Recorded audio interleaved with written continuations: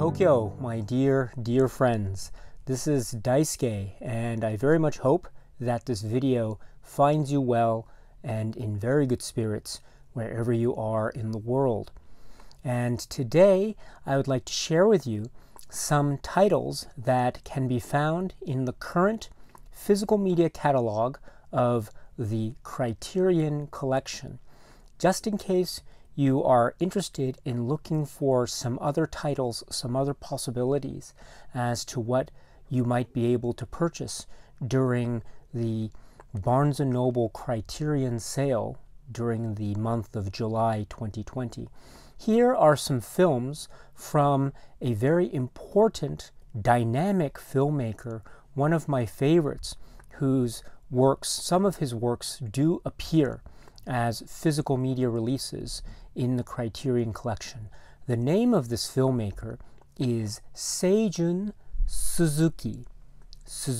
And he is a Japanese filmmaker, a really awesome and quite powerful in terms of the way in which he portrayed his art in the cinematic craft that he displayed.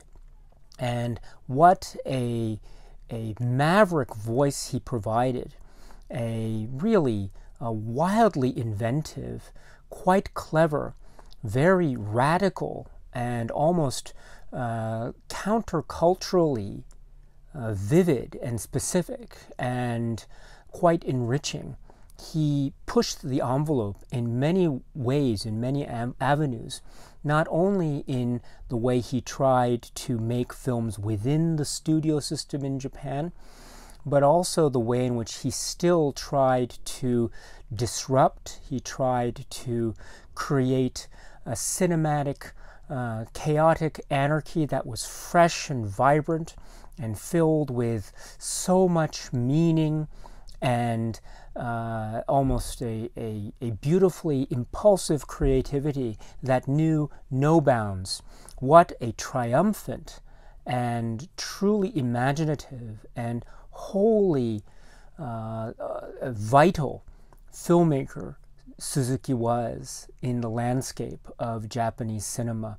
And his voice and his artistry and his sheer vision, his wholly uniquely creative vision, still stands today as a testament of the true potential of Japanese cinema at its sort of mind-bending, boundary-pushing, and stylistically inventive best. So this is the filmmaker Seijun Suzuki, one of my favorite filmmakers. And while he has many films under his belt, some of them do appear in the Criterion Collection. And they are, for the most part, except for a couple of notable exceptions, on DVD format. So let me just show you first the DVDs in the Criterion Collection of the Suzuki films. And in case you're interested, once again, these are DVDs. I don't know if they will be released on Blu-ray in the future. It is possible, but in case you are interested in the neighborhood for some DVD purchases in the Criterion Collection, here are a few that might be worth checking out, and they are awesome.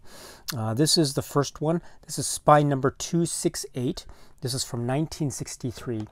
This is the film Youth of the Beast. And then another film, which is Spy number 269. This is from 1966. This is Fighting Elegy, and another really interesting, almost historical drama film that really shows us the many complexities of Suzuki's filmmaking craft and his concerns as an artist. So really wonderful stuff. Fighting Elegy. And then if we go further in the Criterion Collection spy number order, we can skip to spy number 298. And this is from 1964. This is the film Gate of Flesh. And then we can go further to spine number 299, where we have the film from 1965, Story of a Prostitute. So we have Gate of Flesh and Story of a Prostitute. So these are two more films which show us a almost mature complexity to the types of social concerns that Suzuki has on his cinematic agenda, while still presenting a world in that oh so vivid and stark and creative Suzuki way.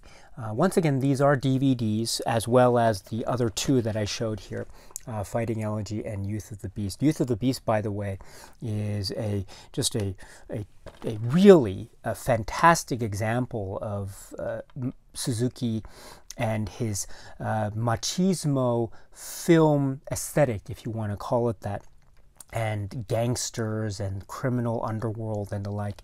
It is absolutely fantastic. So you are getting really great examples of Suzuki films on these DVDs. Once again, they are DVDs from Criterion. They are currently available, but again, for those of you who might not necessarily be into DVDs or maybe are waiting for Blu-ray upgrades, I'm not sure when these will be upgraded, if at all, but just in case you are interested, these are what are available on the current Criterion physical media catalog in DVD format.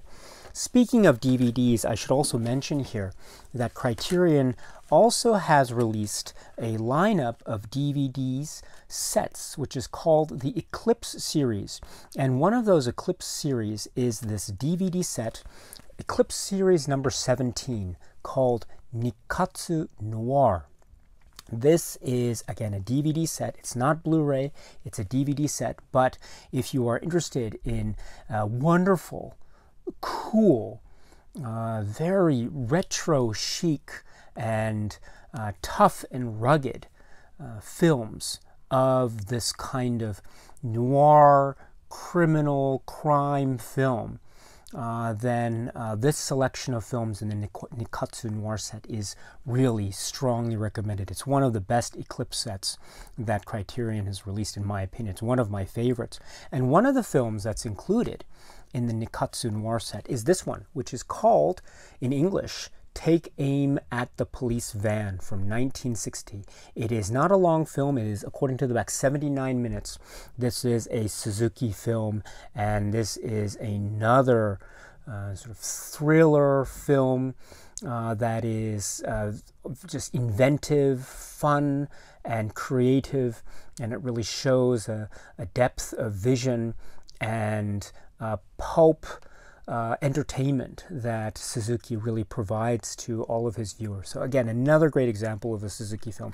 This is included as part of this set, Nikatsu Noir. So at the moment, in terms of physical media, it is not being sold separately. It's only part of this set. So if you are interested in getting a DVD set, an Eclipse set, and you don't have this set, you are getting a Suzuki film, and you are getting so many other great films, fun films in this set. So this set, this set, Nikatsu Noir, Eclipse Series number 17, strongly, strongly recommended if you are interested. But that brings me to what could be two of the most famous, most popular Suzuki films. Definitely two of the most famous and popular Suzuki films that are included in the Criterion Collection. And those are these two films. One is from 1966. The other is from 1967. We have these films right here. These are the old DVDs of Tokyo Drifter and Branded to Kill. And we then have them on these Blu-rays here. So I should be very clear here. Branded to Kill is spine number 38, and then Tokyo Drifter is spine number 39. Although, just note that Tokyo Drifter is 1966, and then Branded to Kill is 1967. But these two films on Blu-ray are majestic.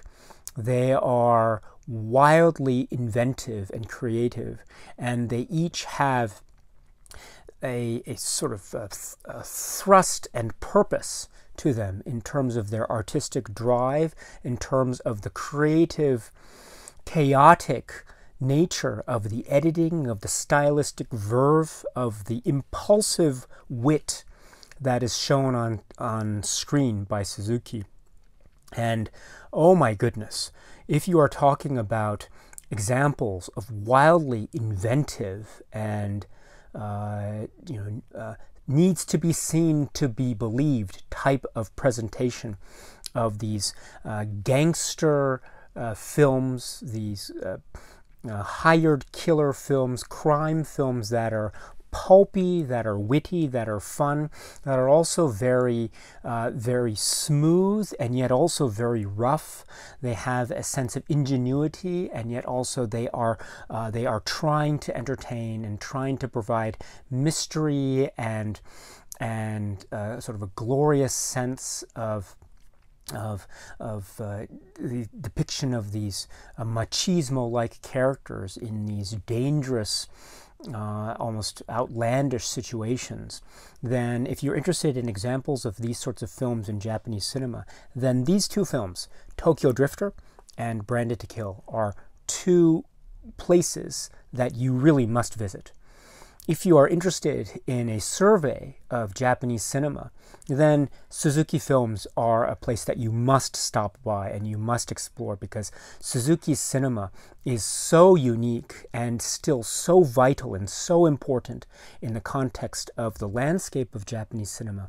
And Tokyo Drifter and Branded to Kill are arguably two of the most critical of Suzuki's works, and to have them in these glorious presentations from Criterion, I think is really, really exciting and fantastic. So I cannot recommend these strongly enough, especially for those who are, as I say, interested in further exploring Japanese cinema, but maybe have not yet, for whatever reason, have not yet been able to explore the world of Suzuki. In many ways, I am very jealous, because you will be exploring and you will be discovering the world of Suzuki for the very first time. And I can remember back in the day when I was much younger than I am now, when I first saw my first Suzuki film, my mind exploded and I was shocked and stunned, and I wanted more and I wanted to see more.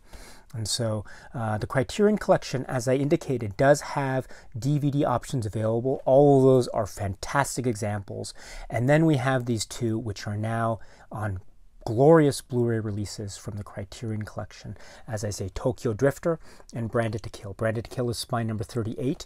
Tokyo Drifter is spine number 39. And these are terrific. These are really terrific. So if you are interested in some wildly stylish and inventive Japanese gangster crime films with wit and a pulpy sensibility, then these two films and the others are certainly ones that you should take a look at if you haven't already. So this is the world of Seijun Suzuki in the Criterion Collection. Once again, if you are interested in something to purchase at the next Criterion sale, and if you haven't seen any film by Seijun Suzuki, then I would strongly recommend considering purchasing Branded to Kill or Tokyo Drifter, or both, plus any of the other titles that I mentioned earlier in this video. Once again, the filmmaker is Seijun Suzuki. Okay, my friends, so that's it for now. And so until we meet again, please be happy and healthy and well, and please keep on watching a lot of great, great movies. Thank you once again for your time, my dear friends, and cheers.